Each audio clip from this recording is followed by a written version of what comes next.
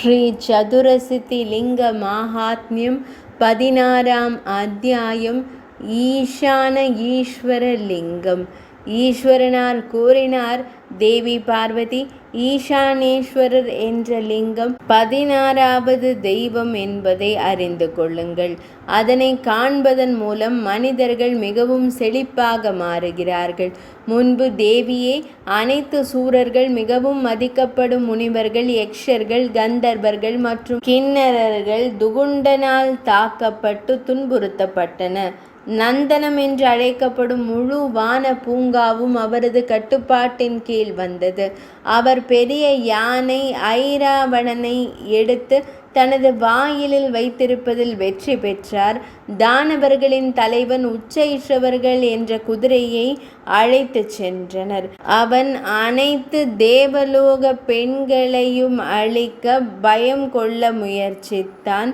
சதி தேவி, அவன் பயத்தால் ஸ்வர்க்கத்திற்கு செல்லும் பாதை அடைக்கப்பட்டது.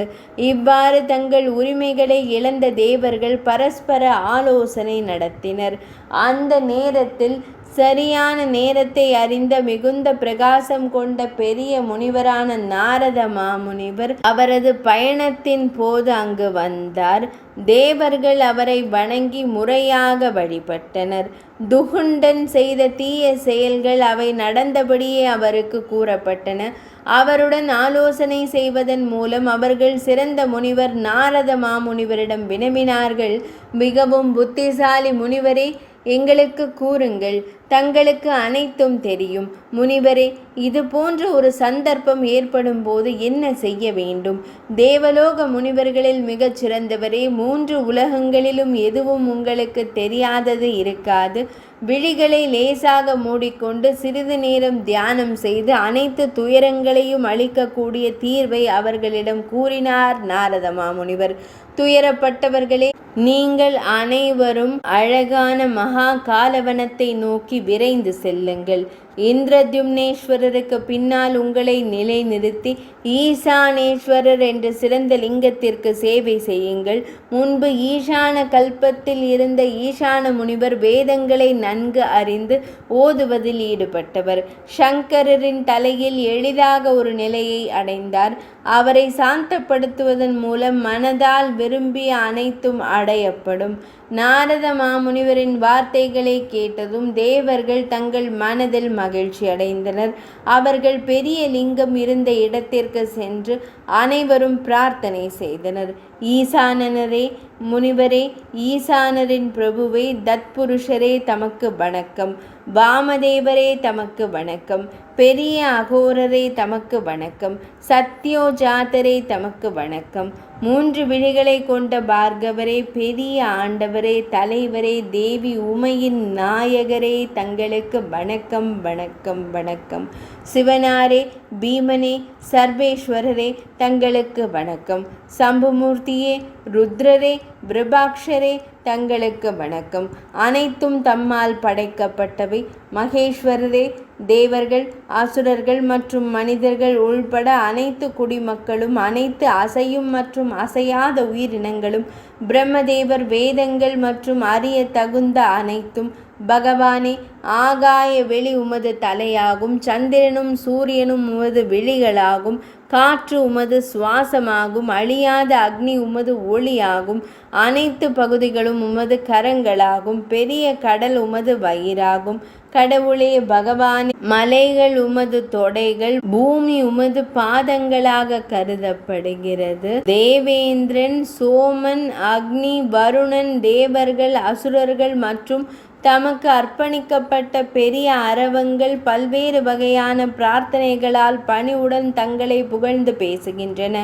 பிரபஞ்சத்தின் தலைவரே, அனைத்து உயிரினங்களும் தங்களால் வியாபித்துள்ளன. தாங்கள் மகிழ்ச்சி அடைந்தால் பிரபஞ்சம் மகிழ்ச்சி அடைகிறது. தாங்கள் கோபமாக இருந்தால் பெரும் ஆபத்தும் பயமும் இருக்கிறது. தாங்கள் மட்டுமே அனைத்து பயங்களையும் நீக்குபவர். தாங்கள் மட்டுமே எதிரிகளை கொல்பவர். சக்தி வாய்ந்த அசுரர்களின் அழிவு தங்களால் செய்யப்பட்டுள்ளது.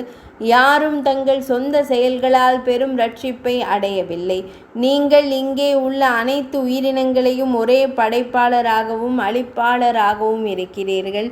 பிராயச்சித்தத்திற்கு பிறகு அவர்கள் அனைவரும் வணங்கத் தொடங்கினர். இதற்கிடையில் தேவி லிங்கத்தின் நடுவிலிருந்து புகையால் சூழப்பட்ட ஒரு பெரிய நெருப்பு தூண் எழுந்தது. இதன் மூலம் முண்டனின் மகன் தானவ துகுண்டன் அவனை சூழ்ந்திருந்த படைகளுடன் எரிக்கப்பட்டான்.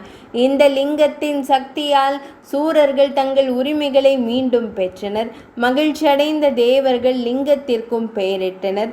இந்த லிங்கத்தின் இயல்பு செழிப்பை வழங்குவதாகும் என்பதை நாங்கள் உறுதி செய்துள்ளோம். எனவே 3 உலகங்களிலும் ஈசானராக தெய்வம் நன்கு அறியப்படும்.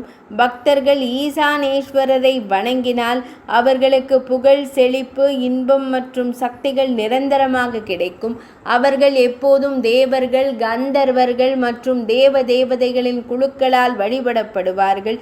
மேலும் அற்புதமான விதமான ரதங்கள் மூலம் ஸ்வர்கலோகத்திற்கு மகிழ்ச்சியுடன் செல்வார்கள். பிராமணர்கள், க்ஷத்திரியர்கள், வைஷ்யர்கள் அல்லது சூத்திரர்கள் அவர்கள் பெண்களாலோ கன்னிகளாலோ தங்கள் நேசத்திற்குரிய ஆசைகள் அனைத்தையும் பெறுவார்கள் என்பதில் எந்த ஐயமும் இல்லை. ஒரு மனிதன் அனுஷ்டானங்களை கண்டிப்பாக கடைபிடித்து இறைவனை ஆர்வத்துடன் தரிசித்தால் 100 பிறவிகளுக்கு எங்கும் எந்த இழப்பையும் சந்திக்க மாட்டான். ஈசானேஸ்வரர் என்ற தெய்வத்தை தினமும் தரிசிப்பவர்கள் தேவி பார்வதியே புகழுடையவர்கள். எப்போதும் தங்கள் எல்லா செயல்களிலும் திறமையாக இருப்பார்கள். இவ்வாறு தேவி ஈசானேஸ்வரரின் பாவத்தை அளிக்கும் சக்தி தங்களுக்கு சொல்லப்பட்டுள்ளது. அப்சரேஸ்வரரின் சக்தி அடுத்து கேட்கப்படட்டும். 16ஆம் அத்தியாயம் இனிதே நிறைவடைந்தது.